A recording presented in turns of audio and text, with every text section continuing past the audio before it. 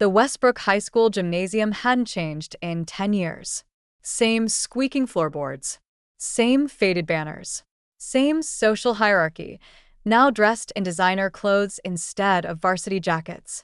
I adjusted my simple black blazer, feeling oddly calm as I walked into my 10-year reunion. The welcome class of 2015 banner hung crookedly above a table where Amanda Chin, former class president, now a successful real estate mogul according to her Instagram, checked names off a list. "Oh my God," she squealed with practiced surprise. David Parker. "You actually came." I smiled, remembering how she'd copied my computer science homework for 3 years straight. Wouldn't miss it. "So, what are you doing these days?" Her eyes were already scanning past me for more interesting arrivals. "Tech support," I said simply, watching her interest fade immediately. "Oh, that's nice." She stamped my name tag. "Tyler's over by the bar. You remember Tyler Matthews? He's a venture capitalist now. And Jessica just made partner at her law firm." I nodded, accepting my badge. The music pulsed through expensive speakers as I made my way through the crowd. Everywhere, successful young professionals bragged about their achievements, each conversation a carefully choreographed dance of one-upmanship. "Parker? No way," a loud voice boomed across the room. Tyler Matthews, former quarterback and current Silicon Valley player, approached with his usual entourage. "Still fixing computers, man?" His designer suit probably cost more than what he thought I made in a month. Behind him, Jessica Stewart, once my lab partner, now apparently a corporate lawyer, smirked. "Something like that," I replied, sipping my drink. "Hey, remember when he thought he was going to create the next Facebook?" Tyler laughed, drawing more people into our circle. "What was that stupid app you were always working on in the computer lab?" "Secure it," I said quietly. "Right, that encryption thing nobody understood." Tyler turned to his audience. "Parker here thought he was going to revolutionize online security. Now he's probably turning things off and on again at some IT help desk." The laughter rippled through the group. I checked my phone. 8:57 p.m. 3 minutes.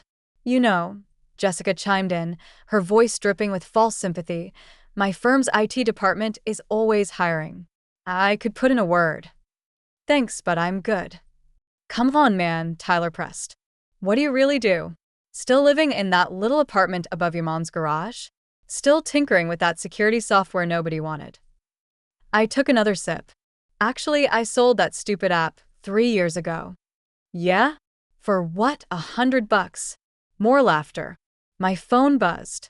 A message from my PR team. "Forbes article goes live in 60 seconds. "You never did understand what secure it was, Tyler," I said, my voice carrying just enough to draw attention. "But don't worry. You'll find out soon enough." "What's that supposed to mean?" The DJ's speakers suddenly crackled. Every phone in the room started buzzing simultaneously, the synchronized notification I'd arranged with perfect timing. Breaking tech news. People began reading aloud. "Forbes reveals Silicon Valley's mystery billionaire." The DJ stopped the music, his own phone lighting up with the alert. The room fell silent as dozens of screens displayed my corporate headshot next to a number that made Tyler's venture capital deals look like pocket change. Securite founder David Parker named youngest tech billionaire. Amanda read, her voice shaking. With a net worth of $8.20 billion, I watched their faces as realization dawned. That stupid app they'd mocked in high school was now the encryption software used by every major tech company in the world. The IT guy they dismissed had been secretly running a global cybersecurity empire. This has to be a mistake," Tyler stammered, fumbling with his phone. "No mistake," I said calmly. "Though I'm surprised you missed it, being such a connected venture capitalist. Securite's been the talk of Silicon Valley for years. We just kept the founder's identity private until now." Jessica's legal mind caught up first. "The Parker Protocol, that's you? Every major law firm in the country uses that security system." "Including yours," I confirmed. "Check your client portal. That encryption software you use every day. I developed the prototype in that computer lab you all used to laugh about." The room had gone completely still. Every eye fixed on either me or the Forbes article that was now spreading across social media like wildfire. But you said you did tech support, Amanda sputtered. I do. For my own company. Everyone should understand their product from the ground up, don't you think? Tyler's face had turned an interesting shade of pale. Listen, man, about what I said before. I held up my hand. Save it. I'm not here for apologies. I'm here to make an announcement. I nodded to the DJ, who handed me the microphone. The same people who'd been snickering about my IT job now stood frozen, hanging on my every word. The David Parker Foundation launches tomorrow, I said, my voice echoing through the silent gym. A $500 million initiative to fund technology education in underprivileged schools. Because somewhere out there, another kid is sitting in a computer lab being told their dreams are stupid. I'm going to make sure they have the resources I never had. I handed back the microphone, enjoying the stunned silence. Now, if you'll excuse me, I have a board meeting in Singapore in 12 hours. My jet's waiting. As I turned to leave, I caught Tyler's reflection in the gymnasium window. The former quarterback who'd spent 4 years shoving me into lockers now looked very, very small in his $1,000 suit. The sleek Tesla parked outside the gymnasium attracted whispers as I walked toward it. My driver, James, who is also my first employee and now head of operations, opened the door with a knowing smile. How'd it go, Mr. Parker? Exactly as planned. I loosened my tie, thinking back to how we'd orchestrated this moment. Flashback. 3 years earlier. The Silicon Valley office space couldn't have been more different from Westbrook High's computer lab. Floor-to-ceiling windows overlooked the Bay Area, and dozens of engineers worked on systems that protected trillion-dollar transactions. The acquisition offers are getting aggressive, James said, dropping a stack of folders on my desk. Google's offering $2 billion. Facebook's at $2.50. Microsoft just upped to $3. I shook my head. We're not selling. David, these are numbers that could set up generations of your family. I pulled up our latest encryption algorithm on my dual monitors. This isn't about money. Secure It isn't just another app. It's going to change how the world handles digital security. The board's pushing for a public face, James continued. Investors want to know who's behind the Parker Protocol. I thought about Tyler's venture capital newsletter, which had dismissed Secure It as a minor player last month. About Jessica's law firm, which now depended on our software without knowing its creator. About all those years of being underestimated. We'll go public, I said finally. But not yet. First, we build something so big they can't ignore it. The next 3 years were a blur of global expansion, strategic acquisitions, and technological breakthroughs. Secure It grew from cybersecurity into artificial intelligence, quantum computing, and digital infrastructure. We kept my identity hidden behind holding companies and private trusts. The media called me tech's invisible billionaire. Speculation ran wild, but no one suspected the IT guy who occasionally posted about computer repair on LinkedIn. I bought my mother a new house but kept my old apartment above her garage as a decoy. Drove a modest car in public while building a collection of supercars in a private garage. Lived 2 lives, the quiet tech support worker and the shadow CEO revolutionizing digital security. Present day. Sir, James interrupted my thoughts. Your sister's calling. I accepted the call on the car system. Hey, Sarah. David, have you seen Twitter? The reunion's trending. Everyone's talking about the reveal. Sarah had been the only one who knew the truth all along. She'd helped maintain my cover, understanding why I needed to build Secure It my way. How's the foundation setup going? I asked. Perfect timing with the Forbes release. We've already received partnership offers from every major tech company. Even Tyler's venture capital firm sent a proposal. I smiled. Decline that one. Politely. The car pulled into a private airfield where my Gulfstream waited. Another CEO might have flaunted their success earlier, but I'd learned patience in that high school computer lab. My phone buzzed with messages, Amanda Chin requesting a catch-up coffee, Tyler's LinkedIn connection request, Jessica's law firm pitching their services, local news asking for interviews. What should I do with all these messages? James asked. Forward the business ones to corporate development. The personal ones, let them wait. The plane's interior was a mobile command center. As we took off, screens displayed Securit's global operations, data centers in Singapore, research labs in Tel Aviv, cybersecurity teams in London. The foundation announcement is getting massive attention, Sarah reported via video call. Schools are already applying for grants. Good. Start with Westbrook High. Full computer lab upgrade. Coding boot camps. Cybersecurity curriculum. Feeling sentimental, I thought about future students sitting where I once sat, dreaming big while others doubted them. Let's call it investing in potential. The next few hours were filled with board meetings, strategic planning, and foundation logistics. We were revolutionizing not just technology, but opportunity. A news alert caught my attention. Tyler Matthews' VC firm faces security breach. I allowed myself a small smile. They'd ignored our warnings about their outdated systems for months. Should we help them? James asked. Send them our standard contract. Regular rates. No special treatment. Another message popped up from my old computer science teacher, Mr. Bennett. I always knew Securit would change the world. Proud of you, David. He'd been the only one who'd supported my stupid app back then. The foundation's first scholarship would bear his name. As we crossed the Pacific, I reviewed the foundation's mission statement. Empowering the next generation of tech innovators. Because every great idea deserves a chance to change the world. The reunion had been more than just a reveal. It was a statement about opportunity, about judging potential, about the power of quiet determination over loud dismissal. My phone buzzed again, Tyler's third attempt to call. Let him wait, I thought. Some lessons take time to sink in. The Singapore skyline glittered through the boardroom windows as I concluded our Asia-Pacific expansion meeting.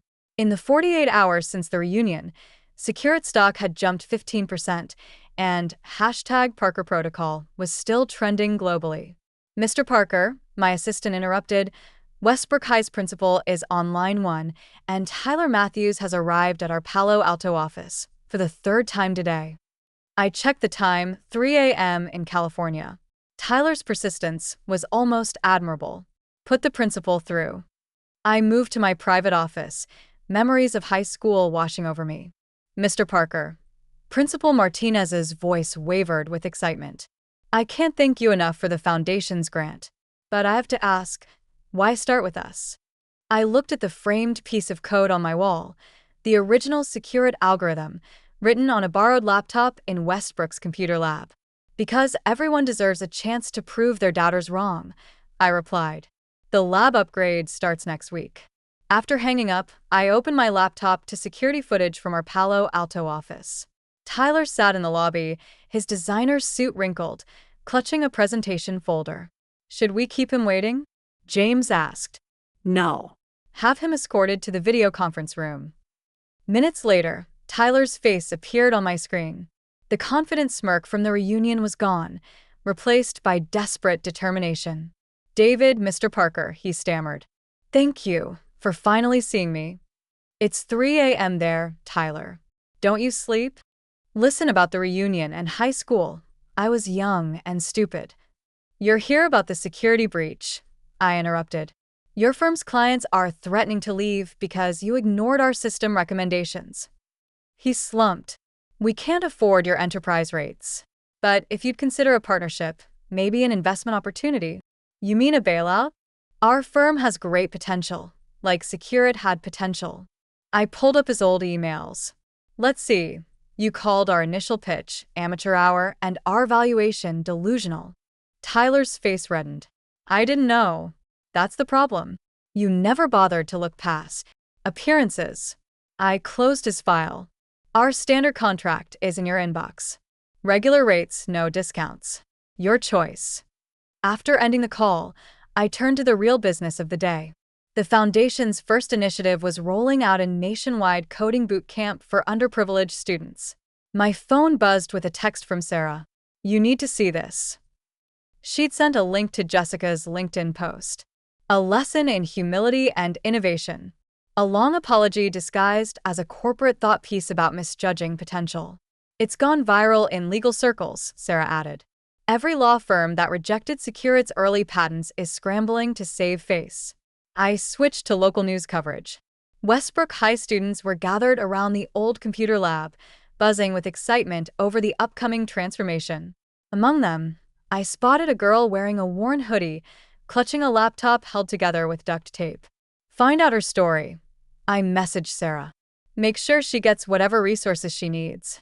The day continued: global meetings, foundation planning, strategic decisions. Securit was launching quantum encryption technology that would make our earlier innovations look simple. Around midnight, Singapore time, an email arrived from Amanda Chin. David, I've spent 2 days trying to write this. The real estate empire I bragged about? It's 3 rental properties with underwater mortgages. The success everyone thinks I have? Smoke and mirrors. I know I don't deserve any favors. But would you consider a meeting? Not about business or money, just to talk about how you stayed true to your vision, while we were all pretending to be something we're not. Her honesty was unexpected. I forwarded the email to Sarah. Set up a foundation advisory role. Sometimes the best mentors are people who've learned hard lessons. The next week brought waves of change. Tyler's firm signed our contract, humbled but safer. Westbrook's new tech lab opened to unprecedented student interest. The foundation announced partnerships with 500 schools nationwide. Our quantum encryption launch revolutionized digital security again. But the most significant moment came during a virtual mentoring session with high school students. Maria, the girl from Westbrook High, I'd learned, demonstrated an AI algorithm she'd created on her refurbished laptop. People say it's impossible, she explained, but Mr. Parker proved that impossible just means they're not looking hard enough. I thought about that scared kid coding alone in an empty computer lab while others partied and planned their triumphant futures. About all the other Mariahs out there, building tomorrow's innovations on secondhand computers and borrowed time. Success isn't about proving others wrong, I told the students. It's about proving yourself right. Later that night, I drove my Tesla to the old apartment above Mom's garage. Inside, everything remained as it had been. The borrowed laptop, the original Securit notebooks, the rejection letters from venture capitalists. I'd kept it as a reminder. But now, it would serve a new purpose. The foundation would turn it into an innovation lab for young developers who needed a quiet place to build their dreams. My phone buzzed one last time. A message from Mr. Bennett, my old computer science teacher. Saw Maria's algorithm today. Reminded me of another student who wouldn't take impossible for an answer. The lab may have your name now, but your real legacy is in every kid who feels brave enough to think bigger. I smiled, remembering all those lunch breaks spent coding while others mocked the computer nerd with impossible dreams. Success wasn't in the Forbes list. It wasn't in the vindication at the reunion. It was in Maria's determined coding, in Tyler's humbled learning, in Amanda's honest self-reflection. The real victory wasn't becoming a billionaire. It was changing the narrative for every future innovator who dared to think differently. As I left the apartment, I passed the old computer lab window. Inside, Maria sat coding, her face lit by the screen's glow. Above her, a new sign hung: the Parker Innovation Lab. Because every dream deserves its code. Sometimes, the best revenge isn't proving them wrong.